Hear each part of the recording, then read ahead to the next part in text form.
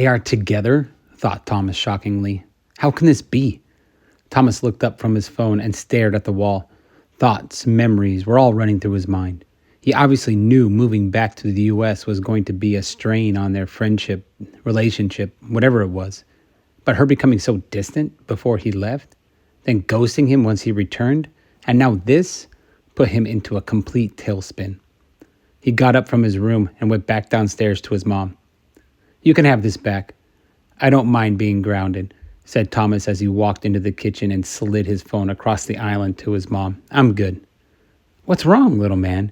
his mom asked concerningly. "Nothing. I'm good. Can I at least see my friends? You can have my phone, but can I at least see them?" pleaded Thomas. "Technically, your grounding ends tomorrow, but I can let it in now. But listen up. Like I said, you do that again, it's a month.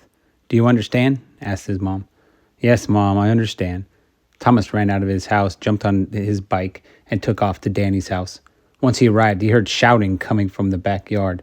"Get off of me!" shouted Colton as he lay on the trampoline with Danny on top. "Say it! Say Danny is the best! Say it!" exclaimed Danny. "You want me to say Danny is the best at jumping on a trampoline?" questioned Colton. "That's what you want me to say?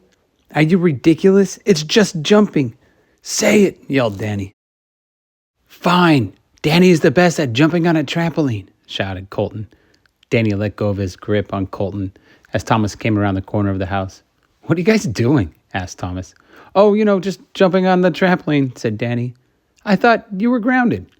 "I was, but Mom said I could hang out. But I still don't have a phone," replied Thomas as he joined his friends. "What do you guys want to do?" "Let's go to Uptown. It's the best place for bowling and games. You never know. Girls might be there," said Colton. "What are you going to do if girls are there?" asked Danny jokingly. "You would just drool." "Want to bet?" asked Colton. "You're on," replied Danny. "What are we betting? You have nothing I want." "Pride," Colton responded. "Pride." The guys hopped on their bikes and rode across town to Uptown. This was exactly what Thomas needed to get his mind off what he saw. But his mind wasn't gone for too much longer. The boys parked their bikes and went in. Sure enough, it seemed that everyone in their class was there. "I told you," Colton exclaimed. Girls. Spread out through the space were cliques of teenagers everywhere. A group of girls talking over by the shoe rental, gossiping about the boys. A group of boys playing basketball over at the arcade. And in walked Danny, Colton, and Thomas. "Let's go talk to Haley and Kara," said Colton. "Dude, we just got here. Slow down," replied Danny as he grabbed his shoulders. "Chill. Don't seem so greedy. I'm hungry. Let's go to the restaurant and get something to eat. From there, we will make a plan." "Fine, but don't get anything that will spill everywhere," said Colton. "Can we get the grande sloppy nachos with extra nacho cheese?" ordered Colton. "And 3 sodas?" "Awesome order," said Danny. "I hope you wear your food and the girls run away in disgust." The boys sat there eating their food and designing a plan, when to go and what to say to Haley and Kara. "Just talk about clothes, Barbies, and hair braids," said Colton. "That will totally work." "Bro, you are just the worst. Luckily, we have Thomas to break the ice. The blonde hair, blue eyes are all we need. I'm good, guys. You go. There are only 2 of them, so I don't want to be the 5th wheel," said Thomas as he took a bite. "Please, I don't want to go with only Colton. They will laugh at us in our face," pleaded Danny. "Like I said, it's for pride," said Colton as he stood up from the table, moving his head side to side, making sure his shirt looked good with no cheese on it. "Let's ride." "Oh man, here we go," as Danny slid out of the booth. "Here, take my phone. The passcode is 00000. We'll probably be back in 15 seconds though." "Thanks," replied Thomas as he unlocked the phone. Once the guys started talking about going and talking to the girls, he couldn't get his mind off of Camilla. He opened up Instagram and paused. "Should I see what she's doing?" "No, don't do that. That's stalking," Thomas thought to himself. "But it's Danny's phone. She'll never know it was me."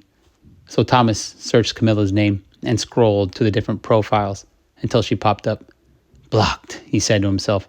"Her account is blocked. Well, again, she won't know it was me." Thomas slowly moved his thumb down and pressed the friend request button on his phone. Thomas immediately locked the phone and placed it on the table. What am I doing? He thought to himself. She's with him, not me. Let it go. Thomas looked up from the table to see Colton doing a dance and Danny pleading for him to stop. Lasted longer than 15 seconds, Thomas thought to himself. But what is he doing? Just then the table started to vibrate. Thomas looked down at the phone with a notification from Camilla. Who is this? Thomas froze in his seat. What have I done? What should I say? He thought. He slowly picked up the phone, unlocked it, and stared at the message. He slowly began to type. My name is Danny. I'm a friend of Thomas, he sent. 3 dots immediately appeared. The anticipation of finally being able to talk to Camilla was overwhelming. Thomas? I know him. But why are you friend requesting me? I don't know you, she typed back. Thomas keeps talking about you, so I just thought, why not? Thomas typed back. Well, you can tell Thomas I said hi, but you can leave me alone, replied Camilla. Well, the old Camilla is back, thought Thomas to himself. He sat there for what felt like an eternity and finally replied back. Hi, Camilla. It's actually me. I don't know why I just lied to you like that. This is my friend's phone. We went bowling and I have his phone, Thomas texted back. Those 3 dots immediately appeared, but this time it took a while to respond. The dots just blinked and blinked and blinked. Is she writing a novel? Thomas thought to himself. But only one word replied back. Thomas?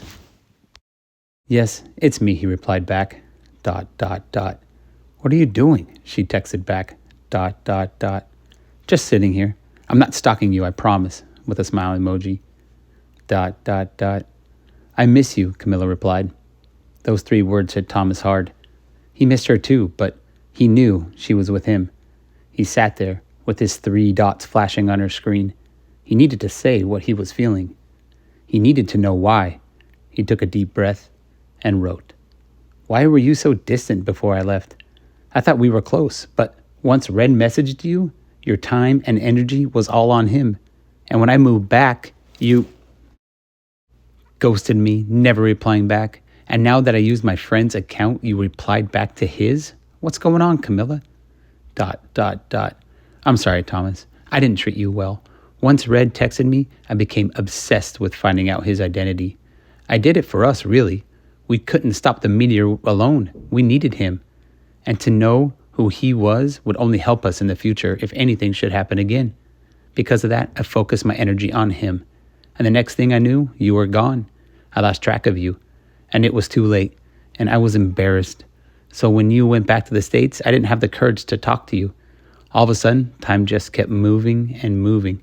And before I knew it, it was too late. You were a memory. Disculpa, Thomas. A memory? That's a little me, Thomas replied back. ... You are the best memory I've ever had, she replied back. ... And now you're with him? Thomas texted back. ... Once you left, I needed someone to talk to. I was already talking to him about being a keeper, and things just took a turn. We have similar lives. His mom and dad are never around. He's raised by the family's help, and so am I. We just connected. And now you're in Italy? ... For a little bit. I'm staying at a hotel here in Naples. You aren't staying with him? Thomas replied. ... Oh, no, nothing like that, she replied. Thomas just sat there, not knowing what to say. He glanced up and saw Danny and Colton by themselves as the girls walked over to the basketball game. He looked back at the phone and typed 2 words. Ciao, Camilla.